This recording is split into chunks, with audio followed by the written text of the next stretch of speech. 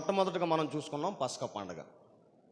ఆ పస్కా పండగ వాళ్ళకి సాదృశ్యంగా ఇవ్వబడినటువంటి పదార్థాలు కానీ, పిండి వంటలు కానీ, వాళ్ళు తీసుకున్నటువంటి ఆహారపు అలవాట్లే కానీ, ప్రతీది కూడా వాళ్ళకైతే శరీర సంబంధం ఉంది కానీ, మనకైతే ఆధ్యాత్మికంగా ఉంది. అంటే వాళ్ళకి ప్రత్యక్షంగా ఉంది, మనకేమో పరోక్షంగా ఉందన్నమాట. అంటే పరోక్షంగా ఉండి కార్యం చేస్తుంది మనలో, వాళ్ళకి ప్రత్యక్షంగా ఉండి అంతరంగంగా కార్యం చేస్తుంది, మనకేమో అంతరంగంగా ఉండి ప్రత్యక్షంగా కావాలన్నమాట. అంటే లోపల నుండి శుద్ధత కావాలి. అందుకే ప్రభు అయినటువంటి యేసుక్రీస్తు శిష్యులు కాళ్ళు చేతులు కడుక్కోకుండా భోజనం చేస్తే వాళ్ళు ఏమంటారంటే, పరిచయాలు వచ్చి మీ శిష్యులను చూసావా కాళ్ళు చేతులు కడుక్కోకుండా భోజనం చేస్తున్నారు అంటే, అప్పుడు ఏమన్నాడు ప్రభు అయినటువంటి యేసుక్రీస్తు, మీరైతే మీ పితరుల నుంచి వచ్చేటువంటి ఆచారాలు, సిద్ధాంతాలు, నియమాలు ఏవైతే ఉన్నాయో వాటిని ప్రారంభిస్తారు కానీ ఏది ఉత్తమమైనది, ఏది అనుకూలమైనది దాన్ని మీరు కనుమరిగిపోయారంట. అంటే మీ తల్లిదండ్రులు ఇచ్చేటువంటి దీవెనలు, ఆశీర్వాదాలకి బట్టి వాళ్ళకు లోబడి ఉండవలసినటువంటి మీరే ఇది దేవుడికే చెందును అంటారు తప్ప, కానీ వారికి లోబడి వారికి విధేయులై నడుచుకునేటువంటి స్వభావం మీలో లేదని పరిచయాల గురించి, సర్దుకల గురించి మాట్లాడతాడు ఆయన. అంటే శిష్యులతో ఏం మాట్లాడాడు అక్కడ తర్వాత అంటే, లోపలికి వెళ్ళేది వారిని అపవిత్రపరచదు కానీ లోపల నుండి బయటకు వచ్చేదే మనిషిని అపవిత్రపరచుతుందని చెప్పాడు ఆ సందర్భంలో. అంటే వీళ్ళ శరీరత శుద్ధతను, శరీరత అంటే ఈ శిరస్సు నుంచి అరికాలు వరకు ఉన్నటువంటి ప్రాధాన్యత వ్యక్తినే చూశారు తప్ప కానీ లోపల ఉన్నటువంటి ఇన్నర్ ఫీలింగ్ చూడలేదు వీళ్ళు. అందుకే కాబట్టి పరిచయాలు, సర్దుకెళ్ళి అంత భ్రష్ట స్వభావంలోకి వెళ్ళిపోవడానికి కారణం ఏంటంటే ఇన్నర్ ఫీలింగ్ను వాళ్ళు మర్చిపోయారు. దేవుడిచ్చినటువంటి నియమాలు, నిబంధనలు ఏవైతే ఉన్నాయో వాటిని వారు పక్కదోవ పెట్టేశారు. అంటే ఈ పస్కా పండగ కానీ, ఈ రొట్టెల పొంగని రొట్టెల పండగ కానీ ఎవరికి సాదృశ్యంగా ఉన్నాయని మనం చెప్పుకున్నాం?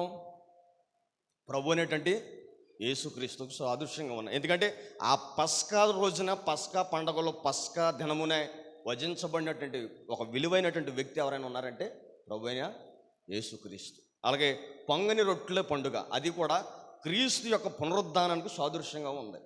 ఆయన కుళ్ళిపోలేదు, మట్టిలోకి వెళ్ళిపోయాడు తప్పని కానీ ఆయన కుళ్ళిపోకుండా 3వ దినాన్న తిరిగి లేచినటువంటి ఒక ఉన్నతమైనటువంటి మహత్కార్యం చేసినటువంటి వ్యక్తి ఎవరైనా ఉన్నారంటే ఆయనే ప్రభు అయినటువంటి యేసుక్రీస్తు. అంటే ఇది మనం ఎగ్జాక్ట్గా ఎలా తీసుకున్నట్టే ఆయన చెప్పేవాడు లోకసువార్తలో ఉంటుంది, నన్ను గూర్చి మోసే రాశాడు మీరు చూడలేదా అంటాడు. అలాగే నన్ను గూర్చి కీర్తనలు ఉన్నాయి మీరు చూడలేదా, చదవలేదా అని అడుగుతాడు పరిచయాలు, సర్దుకయ్యలు. అంటే నువ్వు దేవుడు కుమారుడు అని, దేవుడు అని నువ్వు ఎలా చెప్పుకుంటున్నావు అని వాళ్ళు క్వశ్చన్ చేసినప్పుడు ఆయన అనేవాడు ఏం చెప్పాడంటే, నన్ను గూర్చి మోసే గ్రంథాల్లో రాయబడటం మీరు చదవలేదా అని అడిగాడు వాళ్ళు. అంటే ఇప్పుడు ఆది కాండం కాడి నుంచి 5 ఈ పంచకాండాలు ఏవైతే ఉన్నాయో ఇవి రాసింది ఎవరు రాశారు తెలీదా? మోసే రాశాడు. ఈ 5 కాండాలు కూడా మోసే రాసినటువంటి కాండాలు ఇవి. పంచకాండాలు అంటారు, తోరా అంటారు హిబ్రూ పదంలో. అంటే తోరా అంటే ఈ 5 గ్రంథాలు కూడా రాసింది ఎవరంటే మోసే రాశాడు. మోసే రాశాడంటే ప్రభు అయినటువంటి యేసుక్రీస్తు నేరుగా కోట్ చేసి మాట్లాడుతున్నటువంటి సందర్భమే ఈ సందర్భం. అంటే ఈ పస్కా పండుగ కానీ, పొంగని రొట్టెల పండుగ కానీ ఇవన్నీ కూడా చాలా ఉన్నతమైన కార్యాలు, ఇవే ఆయన జీవితంలో నెరవేర్చబడ్డాయి. ఇప్పుడు మనం 3వది చూడబోతున్నాం. ఏంటది? మొదటి పండగ. ఇది కూడా ఎగ్జాక్ట్గా పస్కా పండుగలోకి వెళ్తుంది. దీని తర్వాత 50 రోజుల తర్వాత వచ్చేది ఏంటంటే పర్ణశాల పండుగ. దీని గురించి చెప్పాలంటే రకరకాలుగా చెప్పారు చాలామంది పండితులు, లేదా ఈ రోజుకి బైబిల్లో ఉన్నటువంటి డినామినేషన్లో ఉన్నటువంటి రకరకాల వ్యక్తులు ఆశీర్వాదాల గురించి కానీ, దేవుళ్ళ గురించి కానీ చాలా ఉన్నతంగా చెప్తున్నారు. కానీ క్రీస్తు మరణించాడు, క్రీస్తుని పోలి మీరు నడవండి అని చెప్పేటువంటి వ్యక్తులు చాలా కనుమరుగైపోయారు. కారణం ఏంటంటే క్రీస్తుని పోలి నడవడం అంటే మామూలు విషయమా? ఇక్కడ ఉంది కదా, ఎవడైనను ఆయనను వెంబడించాలంటే ఏం చేయాలి చెప్పండి? ఉపేక్షించుకోవడం అంటే మాటలు కాదు, తగ్గించుకోవాలి, అణుచుకోవాలి, కోరికలు చంపుకోవాలి, ఆశలను చంపుకోవాలి.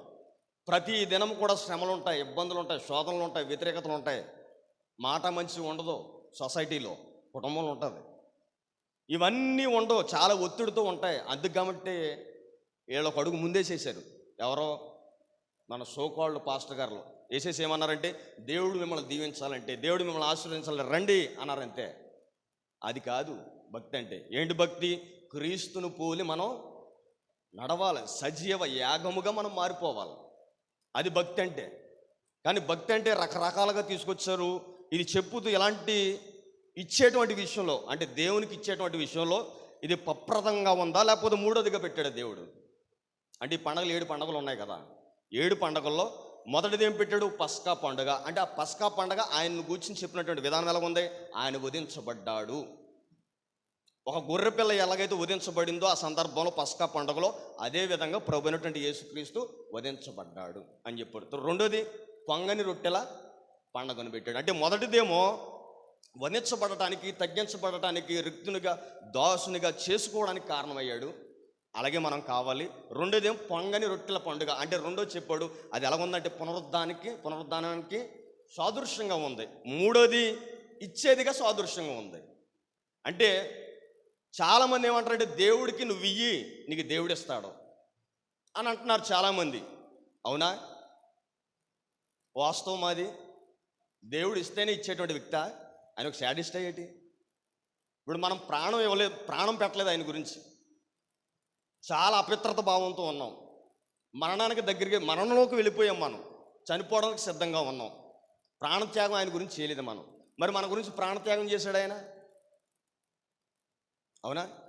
ఇప్పుడు ఏదైనా తోటలో కూడా ఆదాము అవ్వ కూడా దేవునికి ఏమి ఇవ్వలేదు, కృతజ్ఞత భావంగా ఏమి ఇవ్వలేదు. వాళ్ళని పోగా ఆయన మీద నేరస్థాపన చేశారు వీళ్ళు. అవునా కదా? ఏదైనా తోటలో ఒకరి మీద ఒకరు నేరారోపణ చేసుకుంటా ఎవరిని నేరారోపణ చేశారంటే దేవుడినే స్వయంగా నేరారోపణ చేశారు. అంటే దేవుడు చూడండి, అక్కడ నేరారోపణ చేసినా సరే ఆయన బాధపడకుండా, తుంచిపడిపోకుండా, తగ్గించుకోకుండా ఏమన్నాడంటే వాళ్ళకు చర్మపు చొక్కానే తొడిగించి ఇచ్చాడు. వాళ్ళు మామూలుగా వాళ్ళు చేసినటువంటి అతిక్రమానికి, వాళ్ళు చేసినటువంటి పాపానికి వాళ్ళకి మరణం రావాలి, కానీ రాలేదు అక్కడ. అంటే రాలేదంటే ఇన్నర్గా చనిపోరు, ఆత్మీయంగా చనిపోరు, కానీ శరీరంగా వాళ్ళు చనిపోలేదు అక్కడ. కానీ దేవుడు వాళ్ళని ప్రేమించాడు కనుక వాళ్ళని తప్పించాడు. అలాగే మనల్ని ఈరోజు కూడా మనం ఏమి ఇవ్వకపోయినా, ఆయన సన్నిధికి ఎటువంటి కృతజ్ఞత భావంతో ఉండకపోయినా, ఎలకగా బ్రతకకపోయినా సరే, అవినీతిగా, అవివేకులుగా, అశ్రద్ధగా ఏం చేసినా, ఆయనకి ఇచ్చినా ఇవ్వకపోయినా ఆయన ప్రేమించి మనల్ని దరి చేర్చుకుని కాచి కాపాడి ఈరోజు కూడా సజీవ లెక్కల్లో ఉన్నామండి. చెప్పండి, ఆయన ప్రేమే, ఆయన మన పట్ల ఉన్నటువంటి ఆయన ప్రణాళిక, ఆయన ఉద్దేశాలే. ఆయన ఏమి ఇవ్వపోనిస్తాడు, ఏమిస్తాడంటే ఆయన ప్రాణాన్ని ఇచ్చేసాడు. చివరి రక్త బొట్టు కూడా మనకు వరకు ఇచ్చేసాడు ఆయన. మరి అంత విలువగా ఉన్నటువంటి దేవుని దగ్గరికి వచ్చి వాళ్ళు ఏమంటున్నారో, దేవునికి నువ్వు నీకు దేవుడు ఇస్తాడో. ఎవడో మంచిదే, ఇవ్వద్దని ఇచ్చేదాని మీద వ్యతిరేకులం కాదు. కానీ ఇక్కడ దేవుడు చెప్పినటువంటి కాన్సెప్ట్ చాలా ఉన్నతంగా ఉంది, కానీ దీన్ని కొద్దిగా డౌన్ చేసి మాట్లాడుతున్నారు. అది బాధ కింద ఉంది. అంటే దేవుడికి ఇవ్వడం ప్రాధాన్యతే బాగానే ఉంది, కానీ దేవుడికి ఇవ్వవలసినటువంటి కనుమరుగైపోయినటువంటి సందర్భాలు ఏమైనా ఉన్నాయంటే చాలా ఉన్నాయి బైబిల్లో. కనుమరుగు చేసి పడేసారు చెప్పకుండా. ఇక్కడ ఏం చెప్తున్నాడో, మోషే ఇశ్రాయేలుతో చెప్తున్నాడంట. ఇలా ఏమని చెప్తున్నాడు చూడండి. నువ్వు ఇశ్రాయేలుతో ఇట్లనుము, నేను నీకు ఇచ్చుచున్న దేశమునకు మీరు వచ్చి దాని పంటను కోయినప్పుడు మీ మొదటి పంటలో ఒక పనును యజమానుని వద్దకు తేవాలను. ఇది మొదటి పండగ మనం జ్ఞాపకం చేసుకుందాం. అయితే దేవుడు వాళ్ళకు వాగ్దత్తత భూమిని ఇచ్చిన తర్వాత అన్నాడా, ఇవ్వకుండా అని అడిగాడా? ఈ పని ఎప్పుడు చేయమన్నాడు ఇశ్రాయేలీయుల్ని? మీరు వాగ్దత్త దేశమునకు వెళ్ళిన తర్వాత నేను మీకిచ్చు దేశమును అన్నాడు కదా. ఆ మొదట మీరు వచ్చి దాని పంటలో మొదటి పంటను యజమానుని వద్దకు తీసుకురమ్మని చెప్తున్నాడు. ఇక్కడ ఇచ్చిన తర్వాత అంటున్నాడా, ఇవ్వకుండా అంటున్నాడా? ఇచ్చాక అంటున్నాడు. నోరు తెరవండి. ఇచ్చాక ఇవ్వకుండానా? ఇచ్చాక అడుగుతున్నాడు. అంటే మీరు ఆ దేశంలోకి వెళ్తారు, వెళ్ళిన తర్వాత మీరు ఎలా ఉంటారంటే, మీరు కృతజ్ఞత భావంతో నాకు దగ్గరికి తీసుకురండి అది అని అర్థం. అంటే మీరు పొందుకున్నటువంటి ఆశీర్వాదాలు ఏవైతే ఉన్నాయో, దీవెనలు ఏవైతే ఉన్నాయో, కుటుంబ పరంపర ఏదైతే ఉందో, లేదంటే ఆస్తి పరంగా గాను, ఐశ్వర్యం పరంగా గాను, ప్రతి దాంట్లో కూడా మీరు మొదటి ప్రాధాన్యత ఇవ్వాలి. ఎందుకంటే దేవుడు ఇచ్చాడు మీకు. అది ఇచ్చిన దాంట్లో మనం ఎలా ఉండాలి తెలుసా? కృతజ్ఞత భావంతో మొట్టమొదటి స్థానం ఆయనకి ఇవ్వాలన్నమాట. మొట్టమొదటి పంట అంటే భూమిలోంచే కాదు, కుటుంబ జీవితంలోంచే కాదు, సమయంలోంచే కాదు, ప్రతి పరిస్థితుల్లో కూడా ఆయనకి మొదటి ప్రాధాన్యత ఇవ్వాలి. మొట్టమొదటిగా ఏమి ఇవ్వాలంటే చాలా ఇవ్వాలి. ఇవ్వాల్సినవి చాలా ఉన్నాయి, ఒకటే కాదు, ఆస్తే కాదు.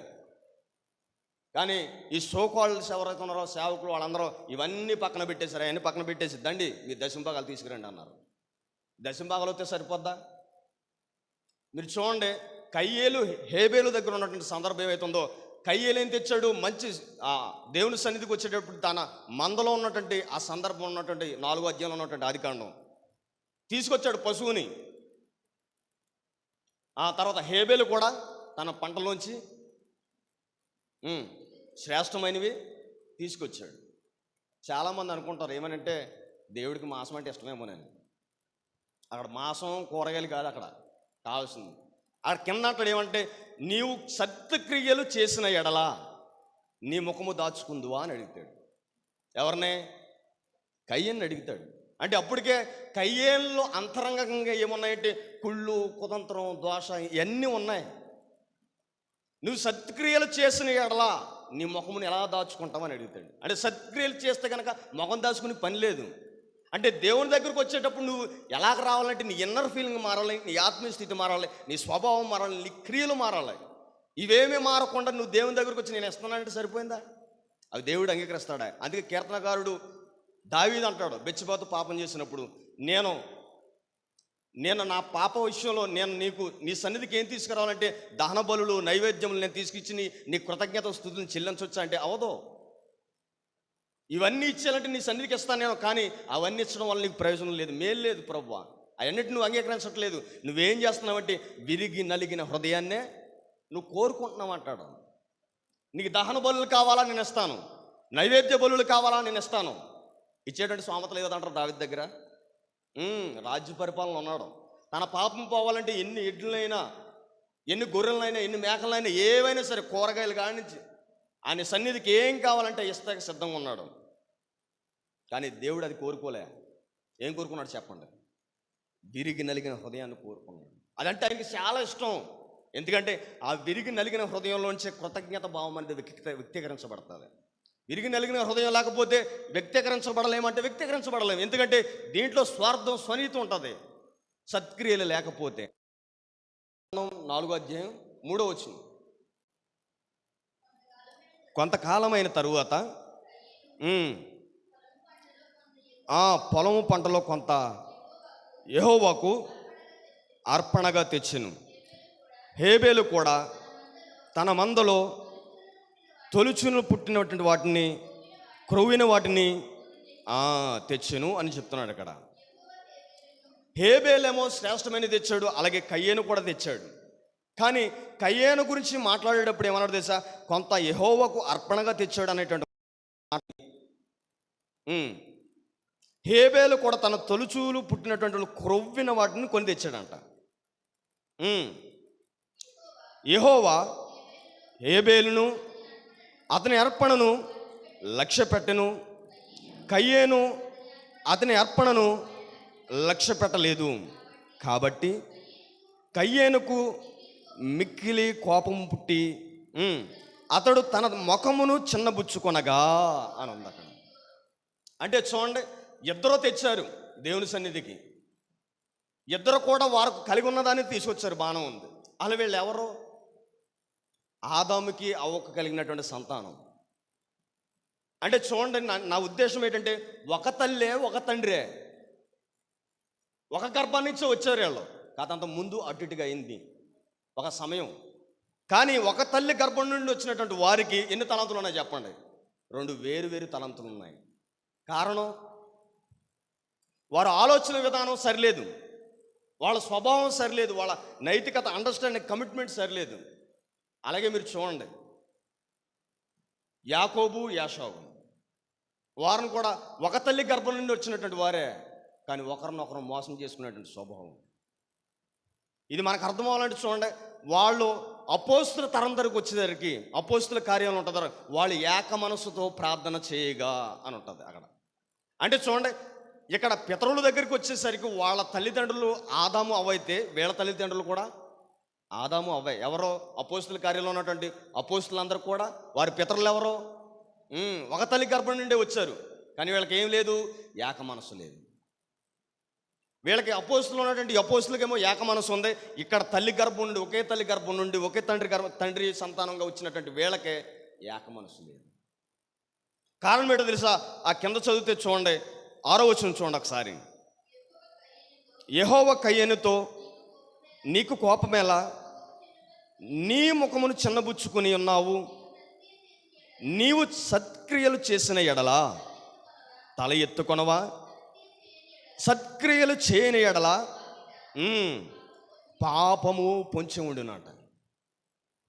అంటే చూడండి, వీళ్ళ కయ్యేను తెచ్చాడు దేవుని సన్నిధికి, హేబేలు తెచ్చాడు దేవుని సన్నిధికి. అంటే ఒకళ్ళది అంగీకరించబడింది, ఈ సందర్భం మీకు తెలుసు, ఒకళ్ళది అంగీకరించబడలేదు. కారణం ఏంటి? అక్కడ దేవుడు చెప్తున్నాడు, ఏమని చెప్తున్నాడు తెలుసా? సత్క్రియలు లేవంట. ఎవరిలో? కయ్యేనులో సత్క్రియలు లేవు. అంటే దేవుడు ఏం చేస్తాడు? నువ్వు దేవుడికి మొదటి పంటలోది మొదటి ఫలం తీసుకొచ్చిన ఉన్నాయి, దాన్ని స్వీకరించే మనిషా? దాని గురించి దేవుడు కోరుకునేది, దాని గురించిగా దేవుడు కోరుకునేది. మరి దేవుడు దేని కోరుకున్నాడు తెలుసా? ఇన్నర్ ఫీలింగ్ కోరుకుంటున్నాడు. అది మారాలి. మొదట సత్క్రియలు ఉండడం వల్ల మన జీవితంలో సత్క్రియతో కూడినటువంటి స్వభావం, పరిచర్య ఉండాలి. అప్పుడు మనం ఇచ్చేదైనా, దేవునికి చేసేదైనా, లేదు దేవుని సన్నిధిలో మనం నడిచే విధానం అనే ఎలాగ అంగీకరించబడుతుందంటే, నువ్వు జీవితంలో ముందుగా సత్క్రియలు ఉంటేనే. ఈ సత్క్రియలు అన్న లేకపోతే కనుక ఇక్కడ ఇశ్రాయేలుతో చెప్పినటువంటి ఈ 3వ పండగలో అర్థం లేదు వాళ్ళకి. వాళ్ళు ఆచరించేటప్పుడు వారు మొదటి పంటను కేవలం తీసుకొస్తున్న దేవుడి సన్నిధి ఇశ్రాయేలుకు చెప్పమని దేవుడు మోషేకి చెప్పాడు గనక, మోషే ఏదో మాకు చెప్తున్నాడు కనుక మేము చెయ్యాలి అనేటువంటి ఆచారంలోనే ఉండిపోతారు తప్ప, కానీ దీని వెనక ఉన్నటువంటి మర్మగర్భమైనటువంటి విషయాన్ని వాళ్ళు కనుమరుగు చేసేసుకుంటున్నారు వాళ్ళ జీవితంలో. అంటే పండగలు ఉన్నటువంటి ఒక ప్రాముఖ్యమైనటువంటి విషయం ఏంటో తెలుసా? ఆనాడు ధర్మశాస్త్రం రాయక ముందర కయ్యేలు హేబేనికి చెప్పాడు దేవుడు. ఏం చెప్పాడు తెలుసా? సత్క్రియల ద్వారానే సత్క్రియలు ఉండాలి. మనం ఏ పండగ చేసినా సరే సత్క్రియ అనేది ఒకటి ఉంటుంది. సత్ప్రవర్తన అంటారు కదా పెద్దలు. ఆ ప్రవర్తన లేకపోయినా సరే, ఆ క్రియలు లేకపోయినా సరే, ఈ 3వ పండగలో వాళ్ళు చేసినదంతా దండగా దేవుడు చెప్తున్నాడు. మొదటి దాన్ని ఎప్పుడు ఇవ్వగలుగుతాం మనం? మొదటి పంటల్లో ఉన్నట్టు ఫలం తీసుకొచ్చి మనం శ్రేష్టమైన దాన్ని కృతజ్ఞత పూర్వకంగా దేవుడి సన్నిధిలో ఎప్పుడు ఇవ్వగలుగుతామంటే, ఈ ఇన్నర్ ఫీలింగ్ మారిన తర్వాతే. మనలో సత్క్రియలు ఉన్న తర్వాత, సత్క్రియలు లేకపోతే అవదంటే అవదు. ఆనాడు దేవుడు చెప్తేనే ఉన్నాడు వారి జీవితాల్లో, కయ్యేను హేబేలు జీవితంలో. అలాగే యాకోబు యాషావు విషయంలో కూడా బై మిస్టేక్ జరిగిపోయింది. వాళ్ళ విషయంలో ఒకరినొకరు మోసపుచ్చుకోవడం, ఒకరినొకరు నిందించుకోవడం, ఒకళ్ళు ఎత్తుగడలు ఎలాగేయాలి, ఒకరినొకరు ఎలా మోసపుచ్చుకోవాలి. అంటే చూడండి, ఒకే తల్లిదండ్రులతో వచ్చిన గర్భం, ఆ గర్భం, కానీ సరైనటువంటి వాళ్ళ జీవితాల్లో సత్క్రియలు లేక ఒకరొకరు ఇలాగా ఎగతాళి చేసుకుని, మోసం చేసుకుని, సొసైటీల్లోనూ, సమాజంలోనూ, కుటుంబంలోనూ ఏమాత్రం కూడా కనీసం నైతిక విలువలు లేకపోవడానికి కారణం ఏంటో తెలుసా? ఈ శ్రేష్టమైనటువంటి సత్క్రియలు మనలో లేకపోవడం వల్లే. ఈ సత్క్రియలు మనలో లేకపోతే మనకి కుదిరి ఉండదండి. హృదయంలో ఆలోచన సరిగ్గా ఉండదు, ప్రవర్తన సరిగ్గా ఉండదు. అంతవరకు ఎందుకు దేవుని సన్నిధిలోకి వస్తే కనీసం మనశ్శాంతి ఉండదు. కారణం ఏంటి తెలుసా? సత్క్రియలు అనేది మనలో లేకపోతే. సత్క్రియలు మనలో ఉంటే ఏం చేస్తుందో తెలుసా? యాకోబు జీవితంలో కొనుమరుగైపోయింది. కారణం ఏంటి తెలుసా? దీనికి దేవుడు పెట్టినటువంటి నియమం వేరేగా ఉంది, ఇన్నర్ ఫీలింగ్. దాన్ని మర్చిపోయారు వాళ్ళు. నేనేదో పట్టుకొచ్చాను కనుక నా దేవుడు ఎందుకు అంగీకరించట్లేదని అనుకున్నాడు తప్ప, కయ్యేను అసలు మర్మగర్భంగా ఉన్నటువంటి విషయాన్నే మర్చిపోయాడు. తన జీవితంలో సత్క్రియలు మర్చిపోయాడంట, సత్ప్రవర్తన కూడా మర్చిపోయాడంట. కానీ హేబేలు జీవితం అలా లేదు. హేబేలు జీవితంలో ఎలా ఉందో తెలుసా? అతని విషయంలో దేవుడు ఆ బలిని అంగీకరించడానికి కారణం ఏంటో తెలుసా? అతని జీవితంలో సత్క్రియలు ఉన్నాయి. అది కాబట్టి అంగీకరించబడింది. అతని జీవితంలో ఈ మొదటి పంట, మొదటి ఫలం అని తీసుకొచ్చినటువంటి కృతజ్ఞత భావం కనపడింది అక్కడ. ఇది మనం పండగ అనేది ఇక్కడ చదువుకున్నప్పుడు ఇక్కడే కనపడతాం కదండి, ప్రతి విషయంలో కనపడుతుంది మనకి. ఆది కాండం కానించి ప్రకటన గ్రంథం వరకు దేవుడిచ్చినటువంటి ప్రతి వచనం, ప్రతి పండగ, ప్రతి విధి విధానంలో ప్రతి వాక్యం కూడా దీనికి ఇంక్లూడింగ్ అయి ఉంటాయి. దాన్ని మనం నేర్చుకోవాలి, ధ్యానించాలి. మనకు అంత ఖాళీ ఎక్కడ? అంత ఖాళీ ఉంది మనకి, బోళని పనులు మనకు. కనుక ఇక్కడ కనపడేటువంటి ఈ యొక్క లేవీకాండం 23వ అధ్యాయం 10వ వచనంలో కనపడేటువంటి ఈ మొదటి పండగ ఫలం, ఇది కూడా ఎక్కడ నెరవేర్చబడిందో తెలుసా? సాక్షాత్తం ప్రభు అయినటువంటి యేసుక్రీస్తు ప్రభువు వారు దీన్ని నెరవేర్చారు. చూద్దామా? 1 కొరింథీయులకు రాసినటువంటి పత్రిక, 1 కొరింథీయులకు రాసినటువంటి పత్రిక 15వ అధ్యాయం 54 వచ్చింది.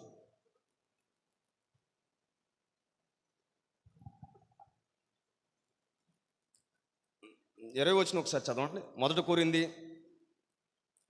15 అధ్యాయం 20 వచనం ఒకసారి చదవండి. ఇప్పుడైతే ప్రథమ ఫలముగా క్రీస్తు మృతులలో నుండి లేపబడిన వాడై ఉన్నాడు. మనుషుని ద్వారా మరణము వచ్చెను, మనుషుని ద్వారానే మృతుల యొక్క పునరుద్ధానమును కలిగిన అంటున్నాడంట. ఆ 20 వచనం ఒకసారి చూడండి. ఇప్పుడైతే నిద్రించిన వారిలో ప్రథమ ఫలముగా ఎవరున్నారంట? క్రీస్తు. అంటే ప్రప్రథమైనటువంటి వ్యక్తిగా ఆ పండగలో ప్రాధాన్యత ఇచ్చేటువంటి వ్యక్తి ఎవరైనా కనపడుతున్నారా అంటే ఎవరు కనపడలే. కారణం ఏంటో తెలుసా? మేము వస్తున్నాం, దేవుని సన్నిధికి వెళ్తున్నాం, ఏదో ఇచ్చాం వచ్చాం, ఏదో దేవుని సన్నిధికి ఇస్తున్నాం, దేవుని పనికి ఇస్తున్నాం, దేవుని పరిచర్యకి ఇస్తున్నాం, దేవునికి ఇస్తున్నాం అని చెప్పుకుంటున్నారే తప్ప కానీ క్రియాశీలకం ఎవరు లేచు అంటాం.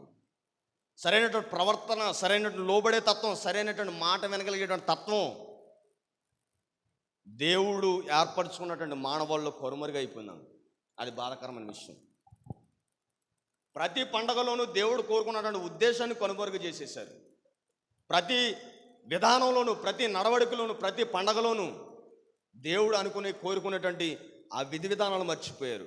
అంటే ఇక్కడ దేవుడు చెప్తున్నాడు చూడండి, ఇప్పుడు నిద్రించిన వారిలో, అంటే ఇప్పుడు వరకు ఎవరైతే చనిపోయారో, ఎవరైతే మరణ గర్భంలోకి ఎవరైతే వెళ్ళిపోయారో ప్రప్రథమైనటువంటి ఫలముగా ఎవరున్నారంట? క్రీస్తున్నాడంట. కారణం ఏంటి? ఆయన పరిచర్య, ఆయన లోబడే విధానం, ఆయన తగ్గించుకునే విధానం, ఆయన నడిచే విధానం, ఆయన యథార్థత, ఆయన టీవీ, ఆయన డిగ్నిటీ, ఇవన్నీ కూడా ఎలాగొన్నా చెప్పండి, ఎదుటి వ్యక్తికి మాదిరికరంగా ఉన్నాయి. ఓ ఫలం అంటే ఫలించేదా? ఫలించందా?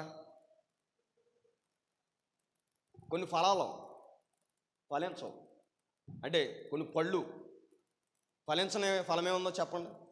ఏదైనా పండు చచ్చిన తర్వాత మరలా మొక్కగా రాదది. జ్ఞాపకం లేదా? అట్టుపండు, అవునా? అది తింటాం, దానిలో విత్తనాలు రావు. ఫలించేది చాలా ఉన్నాయి. యాప్లీగా కానీ ఇంకా చాలా ఉన్నాయి. డ్రై ఫ్రూట్స్లు ఇవన్నీ చూసుకుంటే అవి ఏం చేస్తుందో తెలుసా? దానిలో ఉన్నటువంటి విత్తనం ఏదైతే ఉందో దాన్ని ఫ్రూట్స్ అయితే పైది తిన్న తర్వాత విత్తనం భూమిలో వేస్తే అది మరలా ఫలిస్తుంది. అంటే ఫలించినటువంటి పళ్ళు కూడా ఉన్నాయి. కానీ ఇక్కడ ఈ క్రీస్తు ఎలా ఉన్నాడో తెలుసా? ప్రప్రథమైనటువంటి ఫలించేటువంటి వ్యక్తిగా ఉన్నాడు. అంటే ఫలించినటువంటి వ్యక్తులు ప్రార్థన బంధన కాలంలో చాలామంది ఉన్నారు. వారు తీసుకొచ్చినటువంటి నైవేద్యాలు కానీ బలులు కానీ ఏవి కూడా దేవుని సన్నిధిలో చెల్లుబాటు కాలే. వాళ్ళు ఏమనుకున్నారంటే పై మాటకి మేము దేవుని సన్నిధికి తీసుకొచ్చాం, దేవుని సన్నిధికి ఇచ్చాం, దేవుని సన్నిధిలో ఉన్నామని అనుకున్నారు తప్ప కానీ వారి జీవితంలో కయ్యేలు హేబేలు జరిగినటువంటి సందర్భం, కయ్యేని విషయాన్ని దేవుడు ఎందుకు అంగీకరించలేదో సత్క్రియలు లేని కారణాన్ని అంగీకరించబడలే. అలాగే ఇశ్రాయేలు వచ్చినటువంటి ఆ పస్కా పండుగలో వాళ్ళు ఆచరించేటువంటి విధానంలో, వారు దేవుడి దగ్గర కోరుకున్నటువంటి విధానంలో వారి బలులు కానీ, వారి నైవేద్య బలులు కానీ దేవుడు అంగీకరించకపోవడానికి కారణం ఏంటి తెలుసా? వాళ్ళలో సత్క్రియ లేని కారణం. మరి వాళ్ళ దగ్గర సంవత్సరానికి ఒక్కసారి తెచ్చి దేవుని సన్నిధిలో వారు వధించేటువంటి గొర్రె పిల్ల, వారి పాప రక్త ప్రోక్షణలో వారందరూ కడుక్కోవడమే జరిగేది. కానీ వాళ్ళ జీవితంలో ప్రతి దినం, ప్రతి నడిపింపులో, ప్రతి ఆలోచనలో, ప్రతి పనిలో సత్క్రియ లేని కారణాన్న వారు ఏటాట చేసుకుంటూ వచ్చేవారు. కానీ ఇప్పుడు మనం ఇక్కడ ఉన్నాడు కదా, ఈ మొదటి కొరింథీయులకు రాసినటువంటి పత్రికలో 15 అధ్యాయం 20 వచనంలో కనపడుతున్నటువంటి ప్రప్రథమైనటువంటి ఫలం, ప్రథమ ఫలం ఎవరైతే ఉన్నారో ఈ క్రీస్తు మృతుల్లో నుండి లేపబడి ఉన్నాడంట. కారణం ఏంటి తెలుసా? ఆయన ఫలించాడు గనకనే, ఆయనలో సత్క్రియలున్న కారణం చేతనే, ఆయనలో మంచి నడవడుకున్న కారణం చేతనే, ఆయనకు దేవుడికి అప్పగించుకున్నటువంటి విధానం, ఆయన దేవుడి దగ్గరకు వచ్చి తానుగా అప్పగించుకున్న విధానం ఎలాగుందో తెలుసా? సత్క్రియలతో కూడినటువంటి మొదటి ఫలంగా ఉన్నాడు ఆయన ప్రతి దాంట్లో కూడా ప్రాధాన్యత ఎవరికి ఇచ్చాడు తెలుసా? తండ్రి అనేటువంటి దేవునికి ఇచ్చాడు. ఆయన అడిగేటప్పుడు ప్రభువా ఇది నీ చిత్తం అయితే నా దగ్గర తొలగించాను తప్పని ఆయన చిత్తం లేకపోతే ఉంచమన్నాడు. ఎవరిని కోరుకున్నాడు చెప్పండి? తండ్రి అయినటువంటి దేవునికి ఎంత లోబడిపోయాడు, ఎంత తగ్గించుకున్నాడు, ఎంత వినయ మనసు కలిగి ఉన్నాడు. వచ్చాడు ప్రతి దాంట్లో ప్రార్థించేటప్పుడు కానీ, ప్రతి దాంట్లో అడిగేటప్పుడు కానీ నువ్వు ఇచ్చినందుకు నీకు స్తోత్రాలయ్యని మొదటి ప్రాధాన్యత ఇచ్చేవాడు. అంటే తన జీవిత వైరాగ్యంలో ప్రతి ప్రాధాన్యత మొదటి పంటగా, మొదటి ఫలంగా ఎవరికి లోబడి ఉన్నాడో, ఎవరికి తగ్గించుకుని ఉన్నాడో తెలుసా? తండ్రి అయినటువంటి దేవునికి తగ్గించుకుని ఉన్నాడు. తండ్రి అయినటువంటి దేవునికి ప్రతి విషయాన్ని ఆయన అప్పగించుకుని ఉన్నాడు కనుకనే ఇక్కడ ఆయన చనిపోయిన తర్వాత చనిపోయినట్టుగా ఉండి మరలా ఎలా బ్రతికాడు తెలుసా? మృతులలో నుండి లేపబడినటువంటి వ్యక్తిగా ఉన్నాడు ఈయన. అంటే చూడండి, ఈయన మరలా మరణించి లేపబడడానికి అంటే ఆయన మనం గలతీ పత్రికలు ఉంటాయి కదా, ఆత్మ ఫలములు చూసారా? గలతీ రాసిన పత్రికలు ఎప్పుడైనా ఆ ఆత్మ ఫలములన్నీ ఈయనలో ఇంక్లూడింగ్ అయి ఉన్నాయి. ఆత్మ ఫలములు ప్రతి ఒక్కడు కూడా ఈయనలో ఫలించబడ్డాడు గనకనే ఈయన మృతులలో నుండి లేపబడడానికి దేవుడు అధికారం ఈయనకి ఇచ్చాడు. అంటే ఈయన దేవుడు కాదంటే ఈయన దేవుడే, కానీ ఈయనలో మానవ అతీతమైన శక్తి ఉంది, మానవ స్వభావం కూడా ఉంది ఈయనలో. ఈయన రెండు ఇంక్లూడింగ్ అయ్యిండు, బ్రతికిండు, జీవించిన దినములలో ఆయన ఫలించడానికి, అభివృద్ధి పొందడానికి ఆయనలో ఉన్నటువంటి మొట్టమొదటి స్థానం పెట్టి తెలుసా? ఆయనలో సత్క్రియలు ఉన్నాయి. కయ్యేను హేబేను ఒక తల్లి నుంచి ఒక తల్లి గర్భం నుండి వచ్చారు, కానీ వాళ్ళలో సత్క్రియలు ఒకరిలో ఉంటే ఒకరిలో లేవు. అలాగే యాసావు జీవితంలో కానీ హేబేలు జీవితంలో కానీ ఒకరిలో ఉంటే కృతజ్ఞత భావం ఒకరిలో లేదు.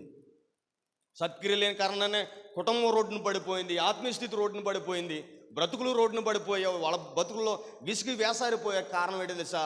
ప్రతి ఒక్కరి జీవితంలో సత్క్రియలు లేని కారణం చేత గనక ఇక్కడ క్రీస్తు కనపడి మన కొత్త నిబంధన కాలంలో దగ్గరగా ఈయన వచ్చేటంత వరకు వాళ్ళు ఇశ్రాయేలు 1500 సంవత్సరాల క్రితం, అంటే క్రీస్తు జన్మించేటంత కిందట 1500 సంవత్సరాల క్రితం వారికి ఇవ్వనటువంటి ఈ తోరా నిబంధన కాండాలు ఏవైతే ఉన్నాయో అవన్నిటిలో కూడా ఆయన కూర్చుని ఇంక్లూడింగ్ అయినటువంటి సందర్భాలు కోకొల్లగా కంపడినా వాళ్ళు మర్చిపోయి బ్రతికారు. వాళ్ళ జీవితంలో సత్క్రియ లేకుండా బ్రతికారు.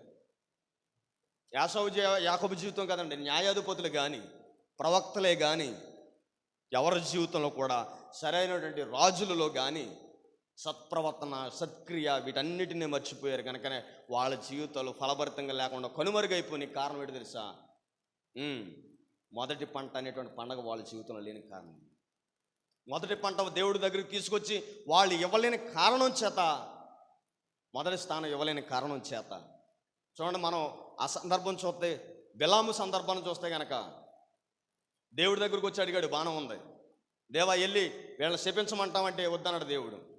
మొదటి ప్రాధాన్యత ఇచ్చాడు, బాణం ఉంది, కానీ ఇచ్చినటువంటి ప్రాధాన్యత మరలా తొంగలో తొక్కేశాడు.